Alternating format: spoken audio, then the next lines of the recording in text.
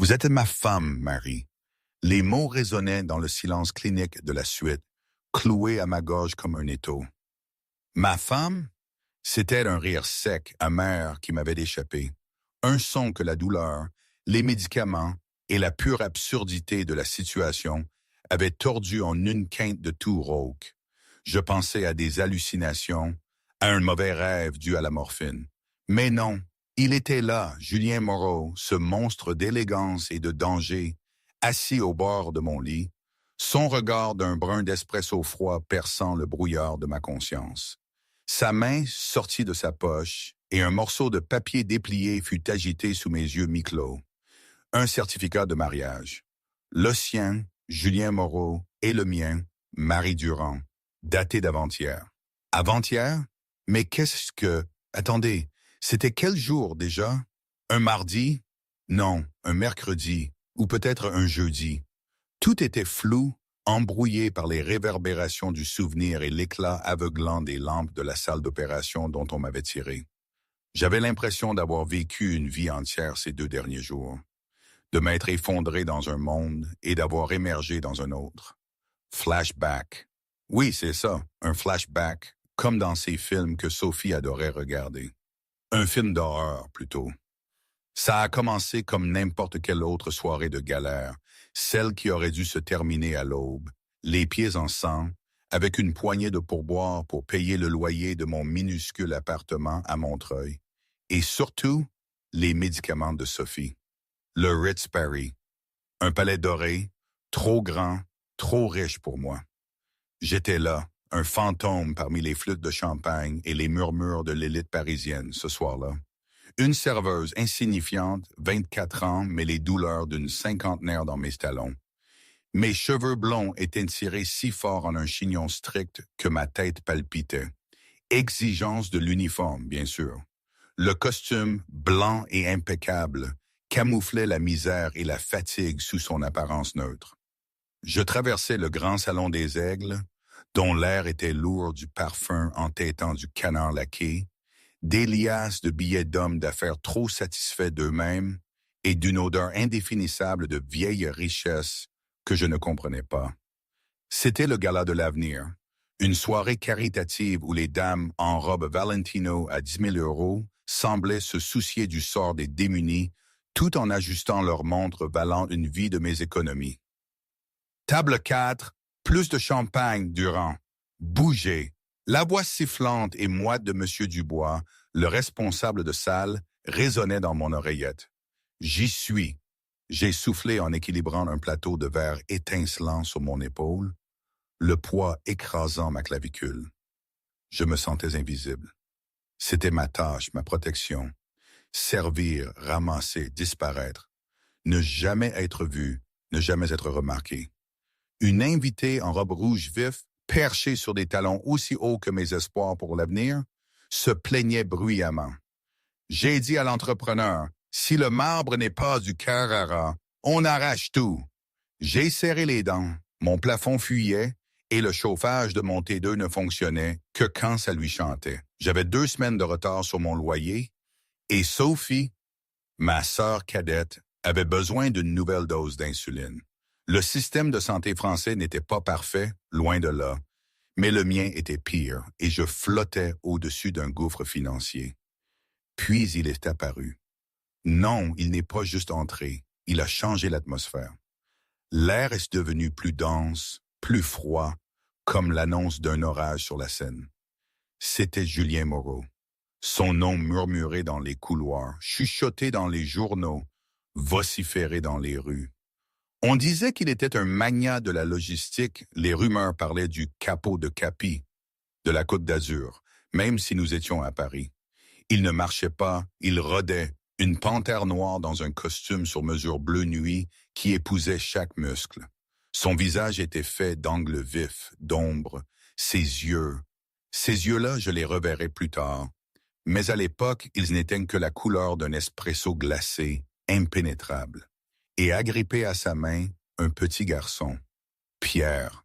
Il devait avoir 6 ans, une miniature parfaite de son père dans un petit smoking, mais ses yeux étaient immenses et terrifiés. Il serrait un petit robot jouet cabossé dans l'autre main, visiblement dépassé par le flash des appareils photo et la mer d'étrangers. « Pas de photo », a dit Julien. Pas un cri, non. Une simple intonation basse, mais une autorité absolue qui a fait taire les paparazzis. J'ai tout vu depuis l'ombre du bord, la façon dont la main de Julien s'est posée, protectrice, sur l'épaule de Pierre. Une prise lourde, possessive. Il aime son gosse, j'ai pensé, mais il ne sait pas comment le rassurer. Commentaire personnel. Attendez une minute, c'est fou, non? J'étais là, une simple Marie, avec mes soucis de loyer et d'insuline, à observer ce monde d'une richesse indécente. Et ce Julien Moreau, cet homme que la presse dépeignait comme un parrain, un homme dangereux, qui tenait la main de son enfant comme s'il était à la fois son protecteur et son prisonnier. Qu'est-ce que je pouvais en savoir, moi, de ces vies où l'argent achetait tout, sauf la sérénité? À cet instant, je me disais que ces gens vivaient sur une autre planète, leurs problèmes, leurs peurs, tout me semblait irréel. Mais le petit Pierre, lui, il était réel, son regard perdu, sa petite main crispée sur son robot. C'était la seule chose qui me semblait vraie au milieu de toute cette mascarade. J'ai toujours pensé que le vrai danger était la pauvreté, la maladie, l'oubli.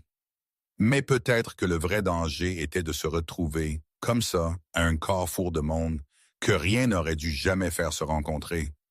Personne n'est préparé à ça. Personne. La soirée s'étirait, les discours pompeux commençaient.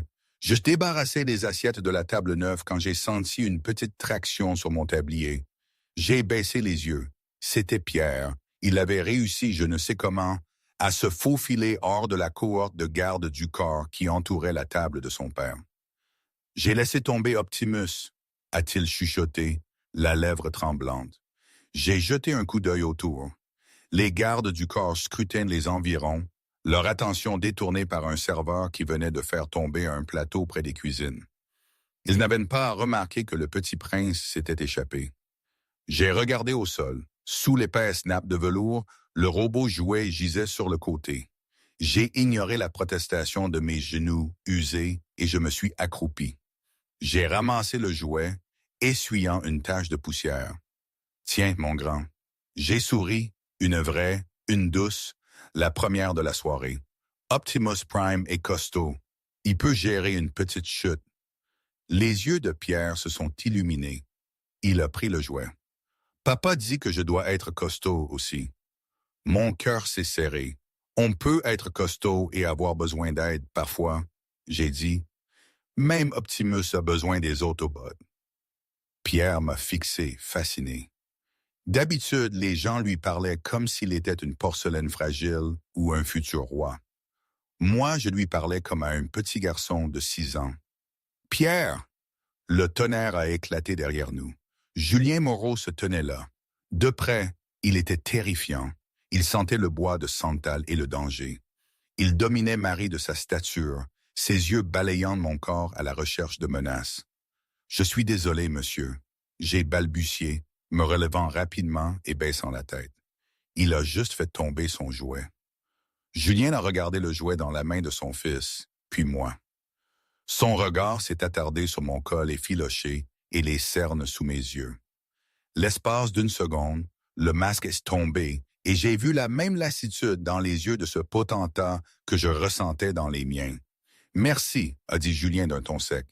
Il a posé une main sur la tête de Pierre. « Reste près de moi, Pierre. Je t'ai dit que ce n'était pas sûr. »« Oui, papa », a marmonné Pierre. Alors qu'il s'éloignait, j'ai laissé échapper un souffle que je ne savais pas que je retenais. J'ai vérifié ma montre Casio bon marché.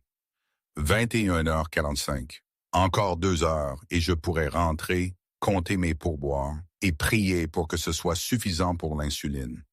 Je ne savais pas que dans 15 minutes, l'argent serait le dernier de mes soucis. L'ambiance dans la salle de bal a changé à 22h. Ce n'était pas quelque chose que l'on pouvait voir, c'était quelque chose que l'on ressentait. L'air est devenu électrique, comme les instants avant qu'un orage n'éclate sur la scène. J'étais près de l'entrée de service, remplissant des verres d'eau pour une table de banquier de la BNP Paribas. Ma position me donnait une vue d'ensemble de la salle, y compris de l'estrade VIP où Julien Moreau était assis. Pierre était en train de colorier dans un livre, visiblement mort d'ennui. Julien parlait à un sénateur, mais ses yeux ne cessaient de bouger. Il scannait les sorties, les portes de la cuisine, le balcon. Je me suis déplacé vers la table suivante. En servant, j'ai remarqué un serveur que je ne connaissais pas. Le Ritz avait un personnel strict. Je connaissais tout le monde. Je savais que José avait un nouveau-né, que Maria avait une mauvaise hanche et que David volait des menthes à la réception. Mais je ne connaissais pas l'homme qui se dirigeait vers la table VIP. Il marchait trop vite. Les serveurs sont entraînés à glisser, à être discrets. Cet homme traçait une ligne droite à travers la foule, ses yeux fixés sur une cible. Il ne portait pas de plateau. Sa main droite était glissée dans sa veste de service blanche. J'ai froncé les sourcils. Qu'est-ce qu'il fait? Puis, je l'ai vu. Un éclair de métal sous les lustres de cristal. Un silencieux. Le long cylindre noir vissé au bout d'un pistolet. Le temps a semblé se déformer. Il a ralenti à une vitesse d'escargot. L'homme était à 3 mètres de Julien. Mais Julien était tourné, riant à quelque chose que le sénateur avait dit. Les gardes du corps regardaient la foule, pas le personnel. Ils supposaient que la menace viendrait d'un rival, pas d'un serveur. Le tireur ne visait pas Julien. Il visait Pierre. La réalisation m'a frappé comme un coup physique. Ils n'essayaient pas de tuer le chef, ils essayaient de le briser. Je n'ai pas réfléchi, je n'ai pas calculé la distance ou le danger. Je n'ai pas pensé à Sophie qui m'attendait à Montreuil ou au Louis Impayé. J'ai laissé tomber la carafe d'eau, elle s'est brisée dans un fracas qui aurait dû alerter tout le monde. Mais le bruit a été englouti par l'orchestre jouant une envolée de Beethoven. J'ai couru. Je ne portais pas de chaussures de course. Je portais des semelles en plastique bon marché et glissantes. Je les ai retirées en sprintant, mes chaussettes glissant sur le parquet poli. « Non !» j'ai crié. Le cri a déchiré la musique. Julien s'est retourné.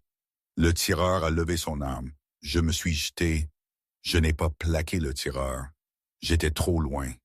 J'ai fait la seule chose que je pouvais. J'ai plongé devant le petit garçon assis dans le fauteuil en velours à dossier haut. Bang! La première balle m'a touché à l'épaule gauche. C'était comme recevoir un coup de massue. La force m'a fait tournoyer. Bang! La deuxième balle a traversé mon ventre. Celle-ci a brûlé. Un feu chaud, perçant, qui m'a fait haleter. Je me suis effondré sur Pierre, couvrant son petit corps du mien, mes bras enroulés autour de sa tête pour lui protéger les yeux. Bang! La troisième balle s'est logée dans le bas de mon dos, à quelques centimètres de ma colonne vertébrale. Le silence qui a suivi n'a duré qu'un battement de cœur, mais cela a semblé une éternité. J'étais allongé, affaissé sur le garçon, mon uniforme blanc virant au cramoisi. Je sentais Pierre trembler sous moi, ses petites mains agrippant mon tablier. Reste au sol. J'ai haleté, du sang moussant sur mes lèvres. Ne regarde pas. Puis le chaos a éclaté. Homme a tiré, sécurisé le colis. Les tirs ont repris de partout. L'équipe de sécurité de Julien a décimé l'assassin en quelques secondes. Le faux serveur est tombé, criblé de balles avant même que son corps ne touche le sol. Des cris ont rempli la salle de bal. Des milliardaires se sont réfugiés sous les tables, renversant des milliers d'euros de vin et de nourriture. Mais Julien Moreau n'a pas bougé pour se mettre à l'abri. Il a enjambé la table, ignorant le sénateur qui se terrait au sol. Il a atterri à côté du tas de tissu blanc et rouge que j'étais. Il m'a retiré de son fils, ses mains tremblantes, non pas de peur, mais d'une rage si profonde qu'elle ressemblait à de la folie. « Pierre !» Julien a aboyé. « Pierre, tu as été touché ?» Le garçon était couvert de sang, mais il a secoué la tête, sanglotant.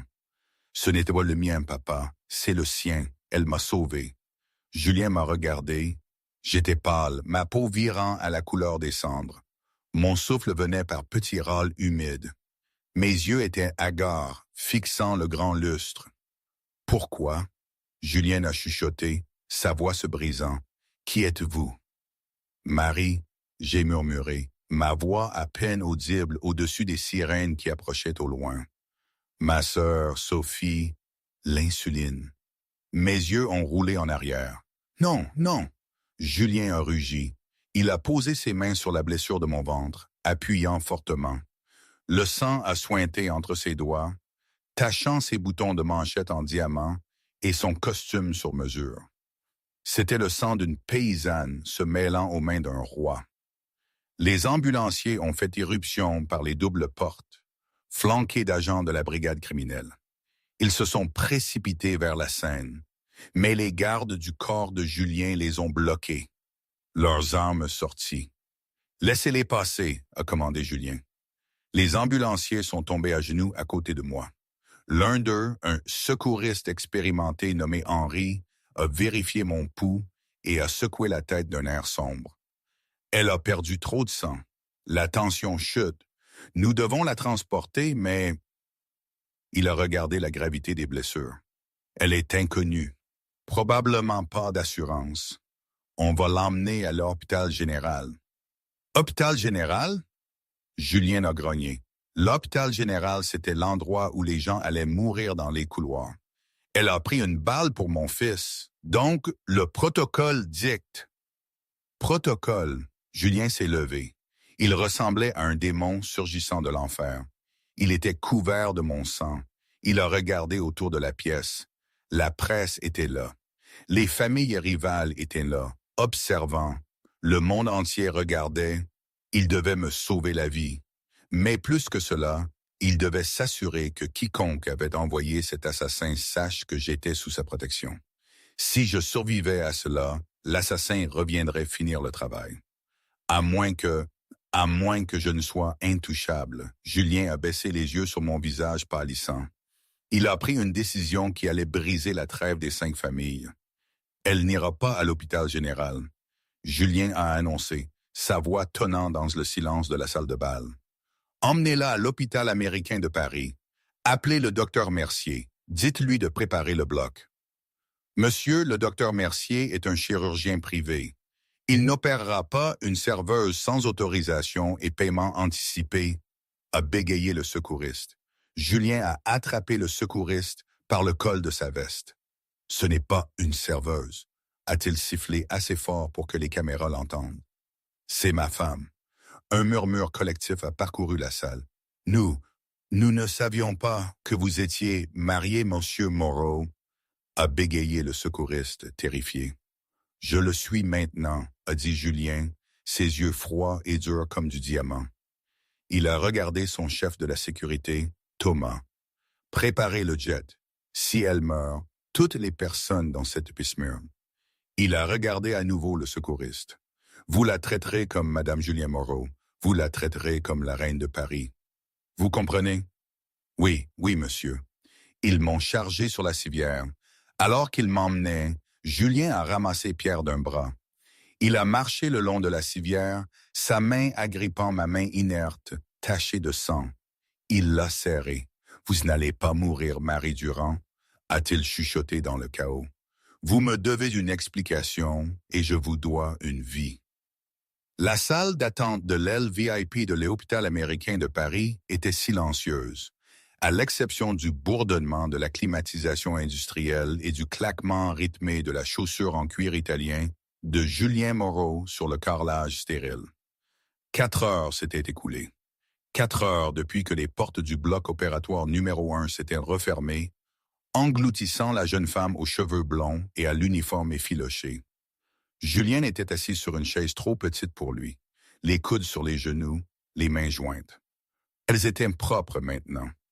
Il les avait frottées dans l'évier de la salle de bain jusqu'à ce que l'eau soit claire, mais il sentait toujours la chaleur fantôme de mon sang.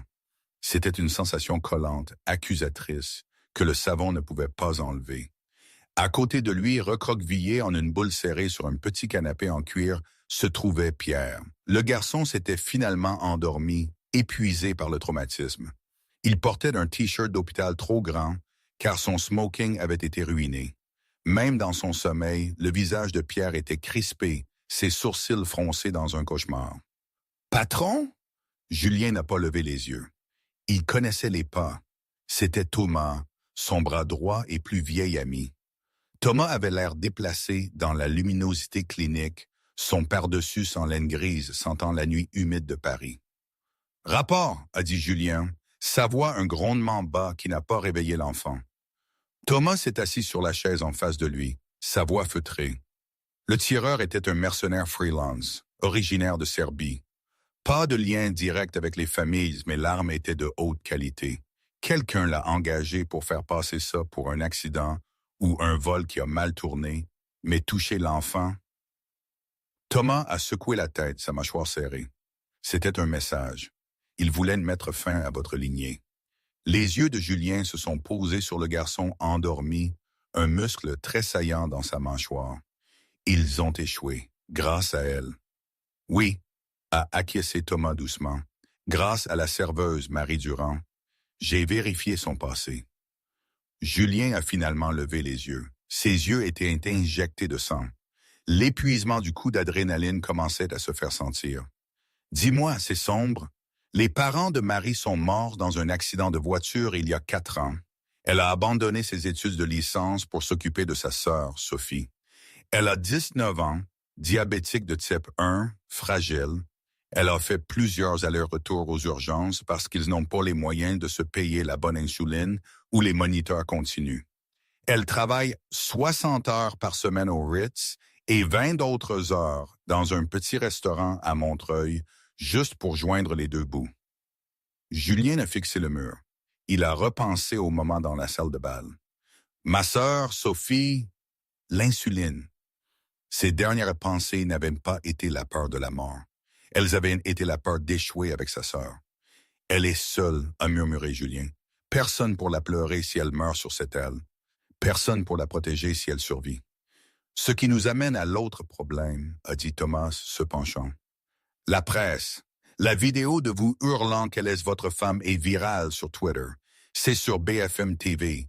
Les 5 familles appellent. La commission est confuse. S'ils découvrent que vous avez menti pour la faire opérer, s'ils découvrent qu'elle est juste une témoin civile, elle est un problème, a terminé Julien. Si elle est une civile, les personnes qui ont engagé le tireur finiront le travail. Ils ne peuvent pas laisser une témoin qui a vu le tireur de près. Ils la tueront dans son lit d'hôpital. Exactement. À moins qu'elle ne soit vraiment ma femme, a dit Julien. L'air de la pièce a semblé s'alourdir. Julien, vous ne pouvez pas être sérieux. Vous ne pouvez pas épouser une inconnue pour régler un problème de relations publiques. Julien a regardé les doubles portes de la suite chirurgicale. Il s'est souvenu du poids de mon corps alors que je me jetais sur son fils. Il s'est souvenu de la férocité dans mes yeux quand je disais à Pierre qu'il n'avait pas besoin d'être costaud. Elle a pris 3 balles pour un enfant qu'elle ne connaissait pas. Thomas, mes propres capitaines n'auraient pas bougé aussi vite. Julien s'est levé, marchant vers la fenêtre qui donnait sur les toits de Paris. Je lui dois une dette de vie. Dans notre monde, une dette de vie est contraignante. Les portes de la suite chirurgicale se sont ouvertes avec un sifflement hydraulique. Julien s'est tourné instantanément. Le docteur Mercier, le chef du service de traumatologie, est sorti. Il avait l'air épuisé, sa casquette chirurgicale tirée bas. Il a retiré ses gants, son expression illisible. Julien a marché vers lui, s'arrêtant à 60 centimètres. Il n'a pas demandé. Il a juste attendu. « Elle est en vie », a dit Mercier. Julien a laissé échapper un souffle, ses épaules tombant d'1 centimètre. Mais Mercier a continué, levant une main. C'était de justesse. Nous avons dû lui retirer la rate. La balle dans l'épaule a brisé la clavicule. Nous l'avons réparée. Le vrai problème était la 3e balle. La colonne vertébrale, a dit Julien. Elle a manqué la moelle épinière de 2 millimètres, a dit Mercier, secouant la tête d'incrédulité. Si elle s'était déplacée d'1 centimètre à gauche, elle serait tétraplégique. En l'état, il y a un traumatisme nerveux important. Elle aura des problèmes de mobilité pendant un certain temps. Elle aura besoin de mois de physiothérapie. Ce sera un chemin long et douloureux. Marchera-t-elle? Finalement, avec de l'aide, mais Mercier a baissé la voix. Elle a perdu beaucoup de sang. Elle était techniquement morte pendant 30 secondes sur la table avant que nous ne fassions revenir le rythme. Elle est dans un coma artificiel pour l'instant pour laisser le gonflement diminuer. Nous la réveillerons dans 24 heures. Julien a hoché la tête lentement. Transférez-la dans sa suite penthouse. Sécurité privée uniquement. Aucun personnel hospitalier n'entre sans que mes hommes les vérifient d'abord. Julien, les administrateurs demandent les papiers d'assurance, a dit Mercier nerveusement, et le certificat de mariage. Ils ont besoin de preuves de parenté pour que vous puissiez prendre ces décisions. Julien a plongé la main dans la poche de sa veste et en a sorti un chéquier noir. Il n'a pas écrit de chèque, il a juste regardé Thomas. « Thomas, a dit Julien, sa voix dépourvue d'émotion. Appelez le juge Bertrand. Dites-lui que j'ai besoin d'une faveur. J'ai besoin d'un certificat de mariage antidaté à hier. Et faites venir l'administrateur de l'hôpital ici. J'achète l'aile. » Thomas l'a fixé, puis a soupiré, sortant son téléphone. « Je m'en occupe. » Julien a regardé à nouveau le docteur. Elle se réveille en Madame Moreau. Espérons qu'elle ne déteste pas le nom. Le réveil n'a pas été comme dans les films. Il n'y a pas eu de souffle brusque, pas d'ouverture soudaine des yeux. Pour moi, ce fut une lente, atroce reptation dans une boue épaisse. D'abord vint le son, le bip, bip, bip rythmé d'un moniteur cardiaque, le bourdonnement d'une machine respirant pour quelqu'un à proximité. Puis vint l'odeur, stérile, âcre, comme de l'eau de javel et des fleurs chères. Puis vint la douleur. Ce n'était plus une douleur aiguë. C'était un battement sourd et lourd qui enveloppait tout mon corps, comme si mes os avaient été remplacés par des tuyaux de plomb. J'ai essayé de bouger ma main, mais elle semblait à des kilomètres. « Doucement », a dit d'une voix. Elle était profonde, vibrant dans l'air comme une corde de violoncelle. « N'essayez pas de bouger tout de suite. » J'ai forcé mes yeux à s'ouvrir. La lumière était aveuglante. J'ai cligné des yeux rapidement, essayant de dissiper le brouillard. Je n'étais pas dans une chambre d'hôpital, du moins pas une que j'ai jamais vue. Le plafond était haut, peint de nuages apaisants. De lourds rideaux de soie couvraient des fenêtres. Un vase en cristal rempli de roses blanches trônait sur une table de nuit en acajou. J'ai tourné la tête, le mouvement envoyant une pointe de feu dans mon cou. Assis dans un fauteuil à oreilles près du lit, se trouvait l'homme du gala, Julien Moreau. Il ne portait plus le smoking. Il portait une chemise noire boutonnée, les manches retroussées, révélant des avant-bras couverts de tatouages sombres d'épines et de lignes géométriques. Il avait l'air fatigué. Il y avait une barbe de 3 jours sur sa mâchoire et une tasse de café à la main. Le souvenir m'a percuté comme un raz de marée. Le gala, le garçon, l'arme, la brûlure. « Pierre », j'ai rauqué. Ma voix était comme du papier de verre. Le garçon. Les yeux de Julien se sont adoucis, juste un peu. Il s'est penché en avant, posant sa tasse de café. « Pierre va bien. Il est à la maison, Sissi, et non en sécurité. Il n'a pas l'arrêté de vous demander. » J'ai fermé les yeux, le soulagement m'envahissant. « Bien, bien. » Puis la panique s'est installée. « Où suis-je? J'ai du travail. Sophie! » J'ai essayé de me redresser. « Arrêtez !» a commandé Julien. Il n'a pas crié, mais l'autorité dans sa voix m'a glacé. Il s'est levé et a posé doucement une main sur mon épaule non blessée. « Vous avez reçu 3 balles, Marie. Vous avez été opérée pendant 9 heures. Vous n'allez pas se travailler. » Ma sœur, j'ai haleté, des larmes se formant dans mes yeux à cause de la douleur et de la peur. Elle a besoin de ces injections. Elle ne sait pas où je suis. « Le loyer? Votre loyer est payé, » a dit Julien platement. « Votre bail est rompu. Votre appartement est vidé. » J'ai fixé mon regard sur lui, les médicaments rendant ces mots difficiles à traiter. « Quoi? Et Sophie? » Julien a continué à me regarder attentivement. Elle est actuellement dans une chambre privée à l'hôpital Pitié-Salpêtrière pour son endocrinologie. Elle a un nouveau moniteur de glycémie continue, une infirmière dédiée et un plan de traitement payé pour les 5 prochaines années. La pièce est devenue silencieuse. Le seul son était le bip, bip de la machine, qui s'accélérait à mesure que mon rythme cardiaque grimpait. Qui vous a donné le droit? J'ai chuchoté, la peur s'insinuant. Ce n'était pas de la charité. Les hommes comme Julien Moreau ne faisaient pas de charité. Pourquoi feriez-vous cela? Julien s'est assis sur le bord du lit. Il était trop proche. Il sentait le danger et le pouvoir. Parce que, a-t-il dit, ses yeux se verrouillant sur les miens, vous êtes ma femme. J'ai ri. C'était un son faible, hystérique, qui s'est transformé en tout. Je suis en train d'halluciner. Les médicaments. Pas d'hallucination, a dit Julien. Il a fouillé dans sa poche et en a sorti un morceau de papier. Il l'a déplié et l'a tendu. C'était un certificat de mariage. Julien Moreau et Marie Durand, daté d'il y a 2 jours. Je ne comprends pas, j'ai murmuré, l'esprit embrouillé. Je n'ai jamais signé cela. Je l'ai signé pour vous, a dit Julien calmement.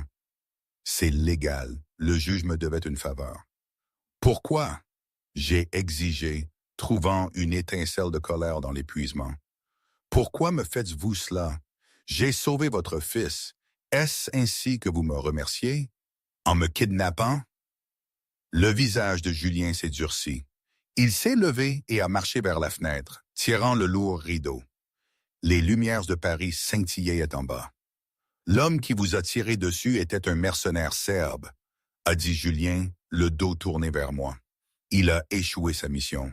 Les gens qui l'ont engagé sont en colère. Ils savent que vous avez vu le tireur. Ils savent que vous êtes intervenu. Si vous sortez de cet hôpital en tant que Marie Durand, la serveuse, vous serez morte dans les 24 heures. Ils vous trouveront dans votre appartement à Montreuil et ils vous tueront. Et ils tueront probablement votre sœur, juste pour être sûr. J'ai senti le sang quitter mon visage. La machine a bipé plus vite. Julien s'est retourné. Mais ils ne toucheront pas à Madame Moreau. Dans mon monde, les femmes sont intouchables. C'est la plus vieille des règles. Si je vous revendique, vous êtes sous ma protection. Tout le monde souterrain sait que vous êtes mienne maintenant. Vous touchez, c'est déclarer la guerre aux 5 familles. Il est revenu vers le lit, me dominant. Je n'ai pas fait cela pour vous piéger, Marie.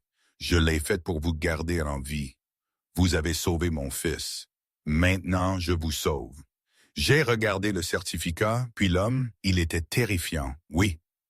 Mais il avait aussi assuré 5 ans de soins médicaux à Sophie, quelque chose pour lequel j'avais prié toutes les nuits pendant 4 ans. Alors, que se passe-t-il maintenant? J'ai demandé, ma voix tremblante. Je fais juste semblant. Il n'y a pas de simulation, a dit Julien.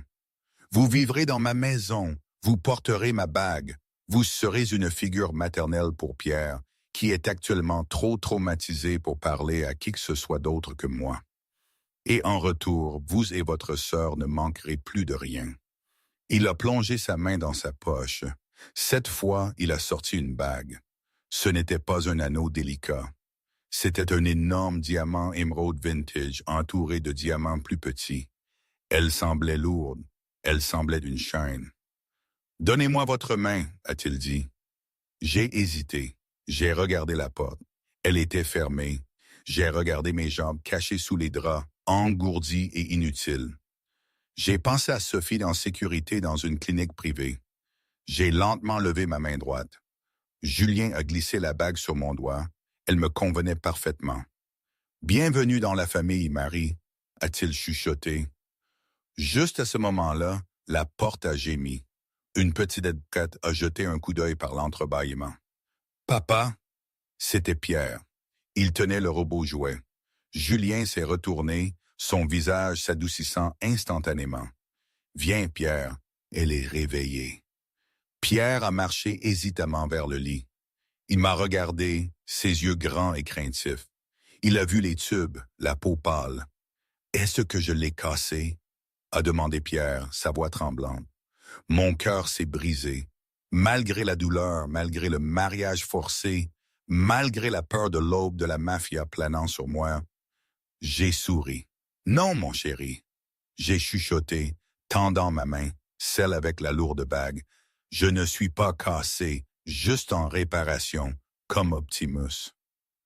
Pierre s'est précipité et a enfoui son visage dans le côté du matelas, faisant attention à ne pas toucher mes blessures. J'ai posé ma main sur ses cheveux doux. Julien les a observés, la serveuse et l'héritier. Il savait qu'il avait fait un pacte avec le diable pour la garder en sécurité. Mais en les regardant maintenant, il a réalisé que le danger ne venait pas seulement des assassins à l'extérieur. Le danger était que pour la première fois en 10 ans, depuis la mort de sa première femme, la glace autour de son cœur commençait à se fissurer. Et dans son monde, ressentir était une faiblesse qui vous faisait tuer. Mon jour de sortie fut une opération militaire. Pas de fleurs, pas de ballons. À la place, un balayage des couloirs de l'hôpital par 4 hommes en costume sombre qui parlaient dans leurs poignets. J'ai été transféré de mon lit à un fauteuil roulant. Mon corps était raide et douloureux, enveloppé dans un manteau de cachemire que Julien avait fourni. Il coûtait plus cher que ma voiture d'occasion. On se déplace en formation, a instruit Thomas, le conciliaire à l'équipe. Les yeux ouverts, l'ascenseur est bloqué. Julien se tenait près de la fenêtre, observant la rue en contrebas. Il ne s'est tourné que lorsque j'ai été installé dans le fauteuil. Il n'a pas souri. Il ressemblait à un général inspectant un champ de bataille. « Prête ?» a-t-il demandé. Ce n'était pas vraiment une question. « Ai-je le choix ?» J'ai répondu, ma voix faible, mais portant une trace de ma vieille défiance. « Non », a dit Julien simplement. Le trajet jusqu'à la propriété était silencieux. Nous étions assis à l'arrière d'un Cadillac Escalade blindé, séparé du chauffeur par une cloison. Le verre avait une épaisseur de 2 centimètres par balle. La pluie battait contre les fenêtres, déformant les lumières du pont de Saint-Cloud, alors que nous traversions la ville pour atteindre les falaises sombres et riches de Saint-Cloud. Pierre était assis entre nous, serrant son robot, sa tête posée sur ma cuisse. Chaque fois que la voiture passait sur une bosse, je grimaçais, ma main se serrant sur l'accoudoir en cuir. Sans me regarder, Julien a tendu la main et a réglé les commandes du siège chauffant de mon côté. La chaleur aide la douleur nerveuse, a-t-il murmuré. Je l'ai regardé. Vous avez déjà été blessé par balle? Julien a fixé la route glissante sous la pluie. 3 fois. 1 fois à l'épaule, 2 fois à la jambe. Je connais cette sensation. C'est comme des fourmis qui rampent à l'intérieur de vos os. C'était la première chose personnelle qu'il avait partagée. C'était un rappel. Je suis un homme violent. Vous êtes dans un monde violent. La voiture a ralenti en approchant d'une série de massives portes en fer. Elle mesurait 3 mètres de haut, surmontée de herses qui semblaient médiévales. Des caméras de sécurité ont pivoté pour suivre le véhicule. Les portes se sont ouvertes avec un grincement, révélant une allée sinueuse bordée de chaînes centenaires qui ressemblaient à des doigts squelettiques dans les phares. Le domaine Moreau n'était pas une maison. C'était un monolithe, calcaire et vert. Il s'élevait du flanc de la falaise comme une forteresse. C'était beau, froid et intimidant. Alors que la voiture s'arrêtait sous le portique, une rangée de personnel attendait déjà. Des femmes de chambre, un majordome, un chef cuisinier. Ils se tenaient les mains jointes derrière le dos, les yeux baissés. « On dirait qu'ils ont peur de vous », j'ai murmuré. « Ils le sont », a répondu Julien alors que la porte s'ouvrait. « La peur maintient l'ordre. L'ordre nous maintient en vie. » Julien est sorti, boutonnant sa veste de costume. Il n'a pas attendu que le chauffeur m'aide. Il s'est penché dans la voiture, glissant ses bras sous mes genoux et mon dos. « Je peux... » J'ai commencé à protester, mais le mouvement a envoyé une décharge électrique le long de ma colonne vertébrale. J'ai haleté. « Vous ne pouvez pas, » a dit Julien, me soulevant sans effort. « Ne me combattez pas, Marie. Vous n'avez pas de centre de gravité. Vous tomberez. » Il m'a porté jusqu'au grand escalier, Je sentais son odeur, la pluie, le tabac cher et quelque chose d'âcre comme de l'huile d'âme. Ma tête reposait involontairement contre sa poitrine. Son corps battait lentement, régulièrement, comme un métronome. À l'intérieur, la maison était aussi silencieuse qu'un tombeau. Les sols étaient en marbre noir, reflétant les lustres de cristal au-dessus. Elle était dénuée de tout désordre. Pas de photos de famille, pas de chaussures égarées. C'était une salle d'exposition, pas une maison. « Pierre, va avec Mathilde. Elle a ton dîner, » a commandé Julien. « Mais je veux rester avec Marie, » a protesté Pierre. « Marie a besoin de repos. Va. » Pierre a baissé les épaules mais a obéi, suivant une vieille gouvernante. Julien m'a porté au 2e étage, le long d'une longue galerie, et a ouvert d'un coup de pied une paire de doubles portes. La pièce était immense. Une cheminée crépitait sur un mur. Un lit king-size à baldaquin dominait le centre. Mais ce qui a attiré mon regard, c'est le fauteuil roulant qui attendait près du lit, élégant, en titane moderne. Il m'a posé délicatement sur la couette. Il s'est attardé 1 seconde, son visage à quelques centimètres du mien. Un instant, j'ai cru qu'il allait dire quelque chose de gentil. « C'est l'aile est, Stone, a-t-il dit à la place. « Mes chambres sont connectées par cette porte à gauche. Vous ne verrouillez pas cette porte. » J'ai froncé les sourcils. « Excusez-moi, j'ai droit à mon intimité. »« Vous avez droit à votre sécurité, » a corrigé Julien, sa voix baissant d'1 octave. « Si vous tombez, si vous vous étouffez, si vous avez une crise due au traumatisme, je dois pouvoir vous atteindre. Vous n'êtes pas une invitée, Marie. Vous êtes un investissement que je protège. » Il s'est redressé, ajustant ses poignets de chemise. « Le dîner vous sera apporté. Le docteur Mercier viendra demain matin pour votre rééducation. Ne quittez pas cet étage. » Il s'est tourné pour partir. « Julien, » j'ai appelé. Il s'est arrêté à la porte, la main sur la poignée en laiton. « Merci, » j'ai chuchoté, regardant le feu. « Pour Sophie. » Julien ne s'est pas retourné. « Ne me remerciez pas encore. Vous n'avez pas vu le prix de cette vie. » Il a fermé la porte. J'ai écouté le clic du loquet. J'étais en sécurité.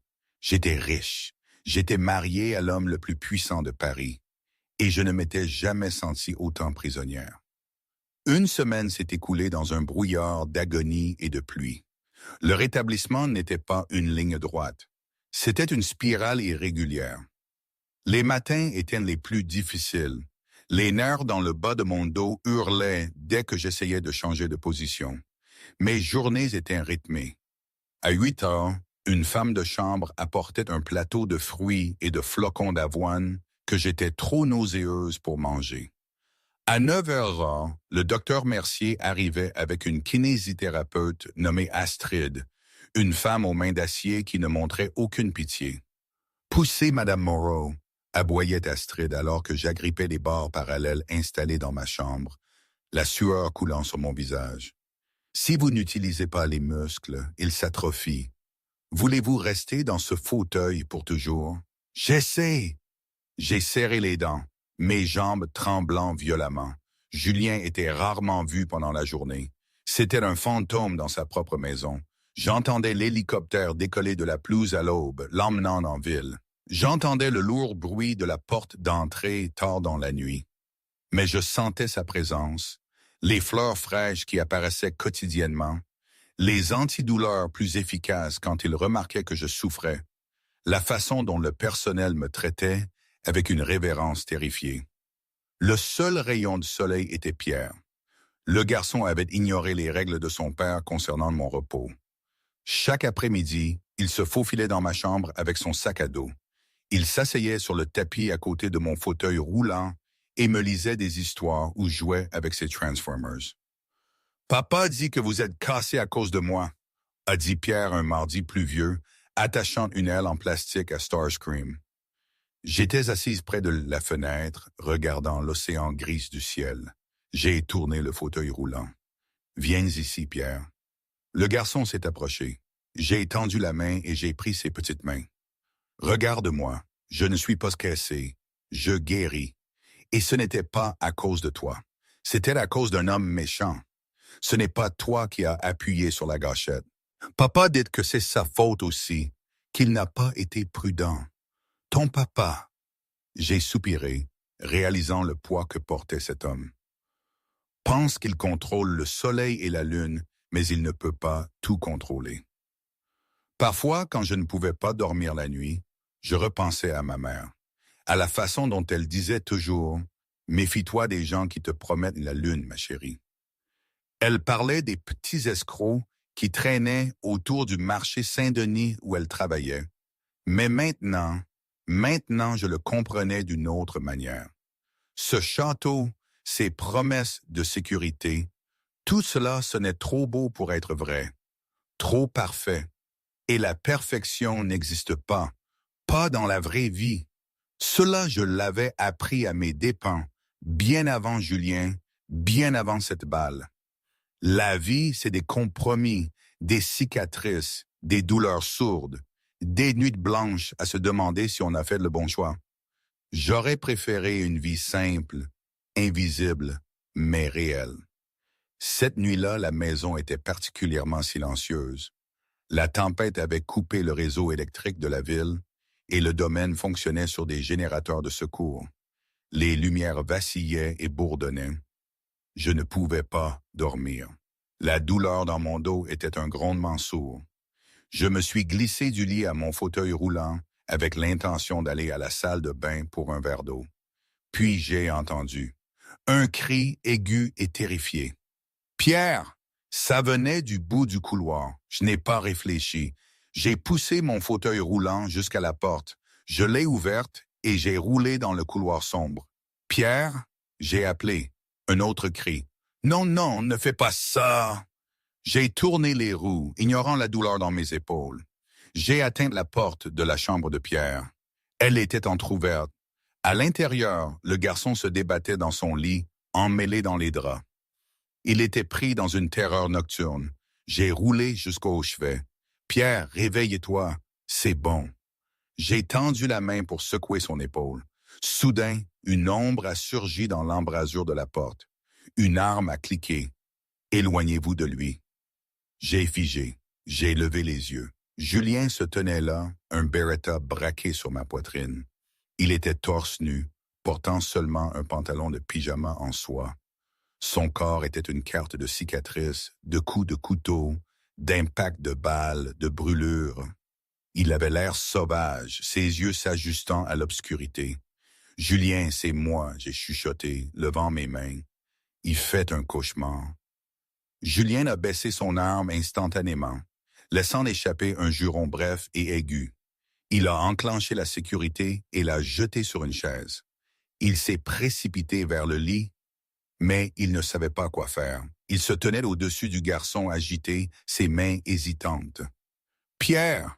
Julien a commandé, sa voix dure. « Soldat, rapport, réveille-toi, arrête ça !»« Julien !»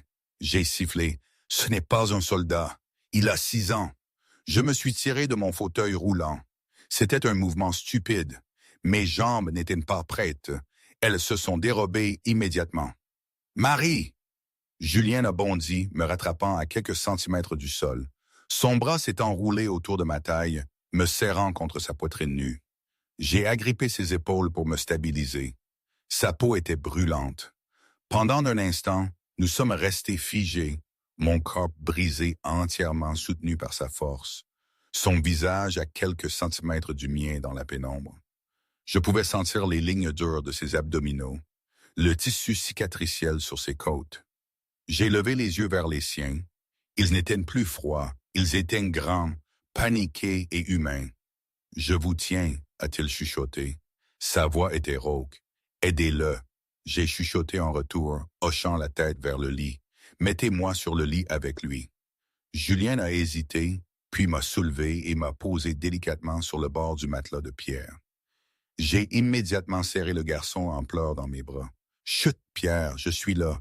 Optimus est là, les méchants sont partis. » Je l'ai bercé.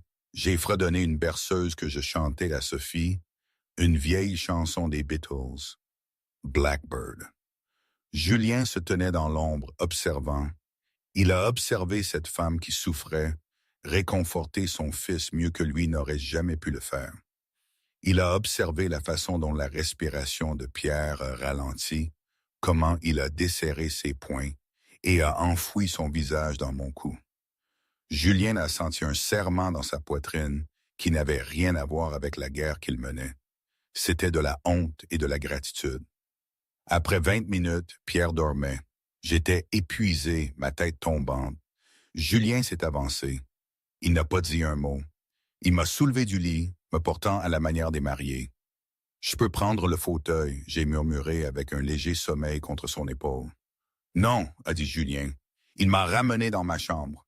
Il m'a allongé, mais il n'est pas parti immédiatement.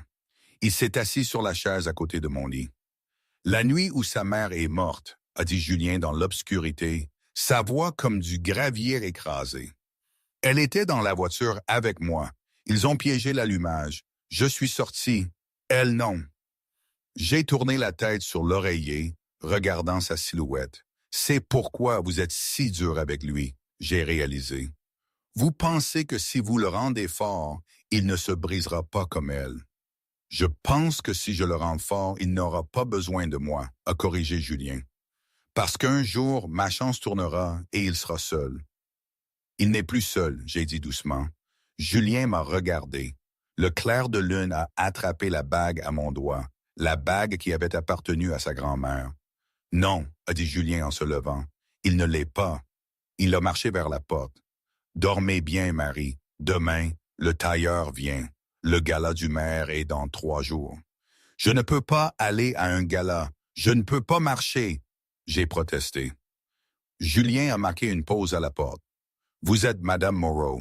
Vous n'avez pas besoin de marcher. Vous avez juste besoin de vous asseoir sur le trône que je vous ai construit et de leur montrer que nous n'avons pas peur. » Il a ouvert la porte. « Et Marie, oui. La prochaine fois que vous entendrez un bruit dans la nuit, ne sortez pas. J'ai failli vous tirer dessus. »« Je sais, » j'ai dit. « Bien. » Il a fermé la porte, mais dehors, dans le couloir, Julien Moreau a appuyé son front contre le bois et a pris la première inspiration tremblante qu'il avait prise depuis des années. Le grand palais était fermé au public, transformé en une caverne scintillante d'or et de velours pour le bal annuel du maire. C'était la fosse aux lions. Chaque grand parrain, politicien corrompu et PDG impitoyable de Paris était présent, sirotant du champagne et complotant des guerres derrière des sourires polis.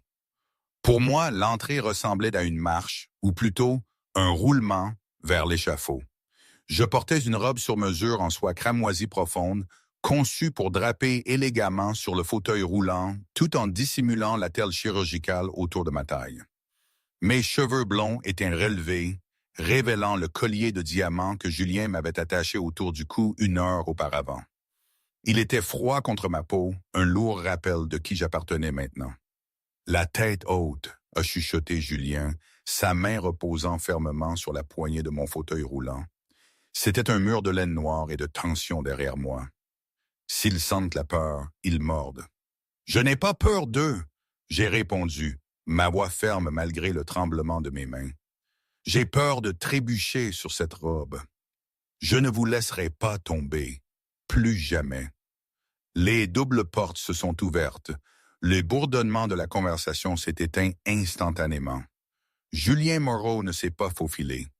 Il a poussé sa femme au centre de la pièce, défiant le monde de la regarder.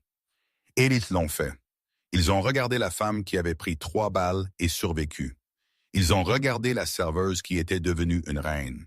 J'ai senti le poids de centaines d'yeux. J'ai vu la pitié sur les visages des femmes et le calcul prédateur dans ceux des hommes. « Moreau !» a tonné une voix.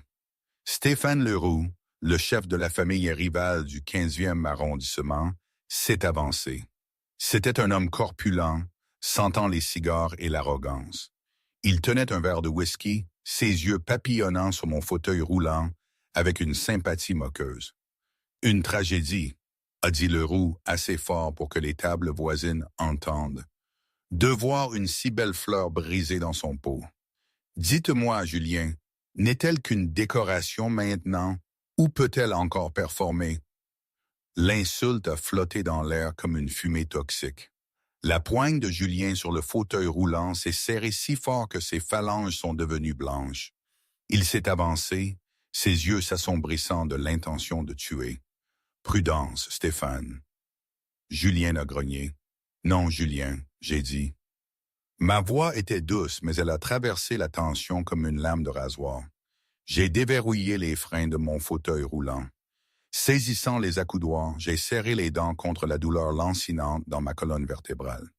Utilisant chaque once de force que j'avais construite pendant ces séances de thérapie agonisante avec Astrid, je me suis redressé.